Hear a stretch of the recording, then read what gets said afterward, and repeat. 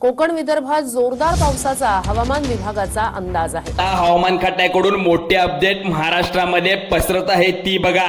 घराबाहेर पडण्यापूर्वी ही अर्जंट तातडीची माहिती शेवटपर्यंत ऐकणार असाल तर आत्ताच ऐका, कारण की पुन्हा संधी मिळणार नाही। 70 ते 80 वर्षात महाराष्ट्राने अनुभवल्या नाही 22 जिल्ह्यांना भयंकर संकटाचा इशारा वर्तवला आहे हवामान खात्याने। तुमच्या जिल्ह्यात या ठिकाणी 1 मिनिटही वाया घालवू नका। हवामान खात्याचा विभागाचा अंदाज ऐका बघा। तुम्ही ऐकल्यानंतर तुम्ही सुद्धा सावध व्हा। आज मध्य महाराष्ट्र आणि मराठवाड्यात वादळी वाऱ्यासह मुसळधार पाऊस आणि गारपीट ऑरेंज अलर्ट दिला आहे। महाराष्ट्रातील 22 जिल्ह्यांना हवामान विभागाचा तातडीचा धोक्याचा इशारा देण्यात आला आहे। संपूर्ण महाराष्ट्रात अवकाळी पाऊस आणि गारपीट थैमान घालणार आहे।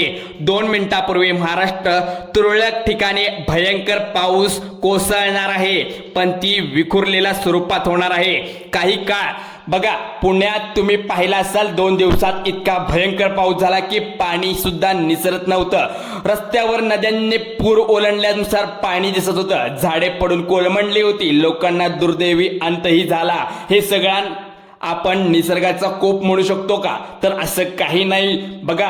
अरबी समुद्रात होणारा जे वादळ आहे, तिकडून येणार जे वारे आहेत, त्या पद्धतीने इथं मोठा परिणाम आपल्या इथं जाणवतो। त्यासाठी आपण आधीच म्हणजे सतर्क राहिलेलं बरं असतं, कारण अहिल्यानगरमध्ये गारपीट झाली, रत्नागिरीमध्ये मराठवाड्यातील काही जिल्हे, विदर्भ, उत्तर महाराष्ट्र सगळ्या ठिकाणी गारपीट तडाखा बसला होता।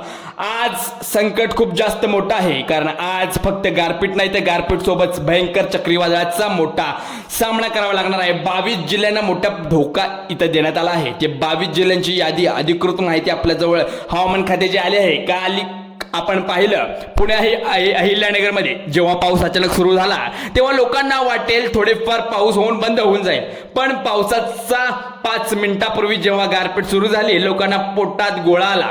त्यानंतर इतक्या सोसाट्याचा वारा सुरू झाला की झाडे पडली, गाड्या बुडाल्या, नद्यांना पूर आल्यासारखं पाणी वाहू लागलं। तर 70 ते 80 वर्षात घडलं नाही ते आत्ता घडत आहे। आज दुपारपासून वातावरण अचानक बदल होणार आहे, त्यामुळे मुख्यमंत्र्यांनी 22 जिल्ह्यांची यादी वाचून दाखवली आहे। पहा इकडे 22 जिल्ह्याचे संपूर्ण महाराष्ट्रातील महत्त्वाचे जिल्हे आहेत हे बघा। लोकसंख्या प्रचंड आणि यासोबत म्हणजे उरलेले जे 14 जिल्ह्यांनी सांगितले ते येलो अलर्ट दिला आहे। या ठिकाणी महाराष्ट्रातील एका जिल्ह्यात सुरक्षितता नाही।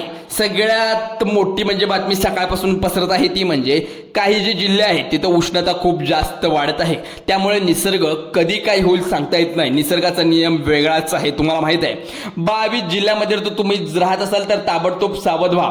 आपण सर्वात आधी आपण 22 जिल्ह्यांची यादी पाहूया, मग नेमकं त्या ठिकाणी काय होणार आहे हे सुद्धा पाहूया। बघा 22 जिल्हे जे आहेत तिथे चक्रीवादळासह भयंकर गारपीट होणार आहे इथं सांगण्यात आलंय। ढगफुटी दृश्य पाऊस होणार, पण सरकारने काही खंबीर तोडगा काढलाय का या ठिकाणी सांगण्यात आलंय। सविस्तर माहिती आहे, पण आज आपण पाहणार आहोत या व्हिडिओच्या माध्यमातून। तर तुमचा जिल्हा यात आहे का तुम्ही पाहायचं आहे। बघा इकडे संपूर्ण महाराष्ट्राला हादरवणारा धोक्याचा इशारा इथं सांगण्यात आलाय। 1-2 जिल्हे नाहीत तर तब्बल 22 जिल्ह्यांची यादी इथं स्पष्ट करण्यात आलंय।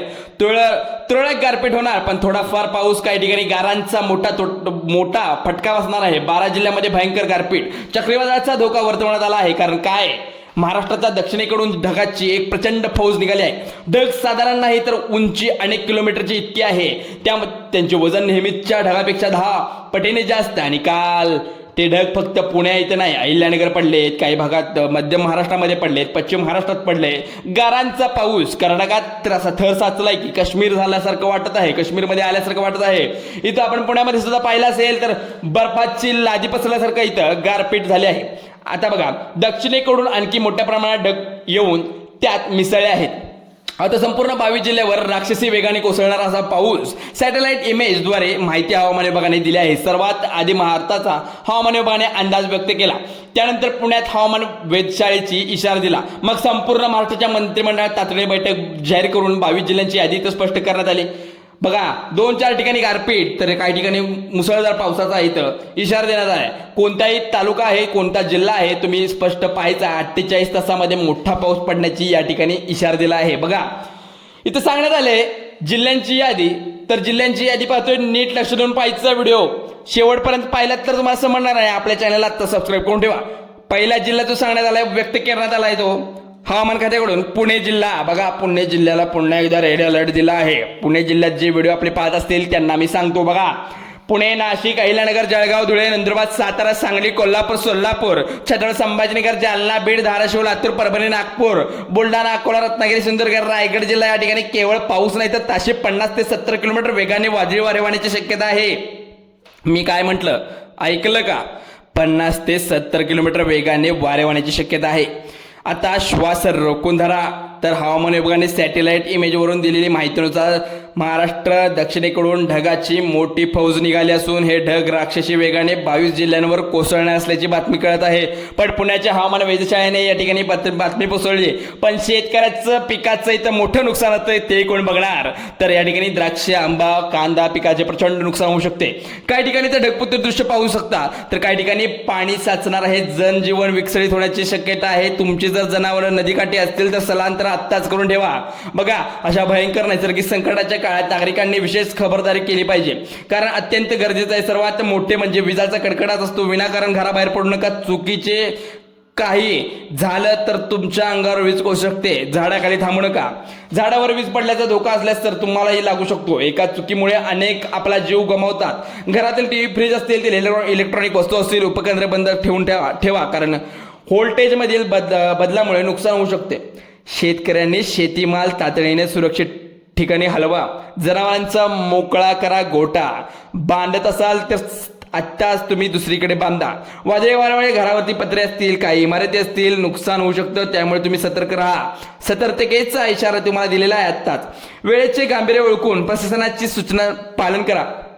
सुरक्षित राहा. आपण जी माहिती पाहिली ती खरोखरच अंगावर काटा आणणार आहे. पण हे सत्य हवामान विभागाच्या हा इशारा सॅटेलाइट इमेजवर आधारित केला आहे. 24 तासात पुणे अहिल्यानगरमध्ये जे अनुभवलं आहे हे अनपेक्षित नव्हतं. उन्हाळ्यात नद्यांना पूर येणे साधी गोष्ट नाही आहे. निसर्गाची बदललेली चक्र.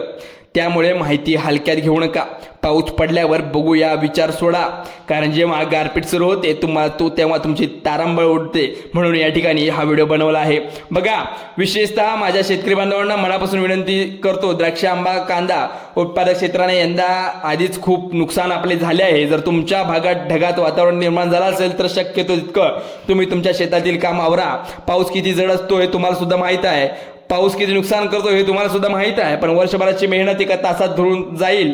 त्यासाठी माहिती असेल तर त्यासाठी हे अनेक काळजी करा. बघा, वीज पडू शकते, त्यामुळे तुम्ही पण सतर्क राहा. बघा, काही शेतकऱ्यांना सांगण्यात आलं आहे की तुमचं जर पीक असेल तर आत्ताच काढून घ्या.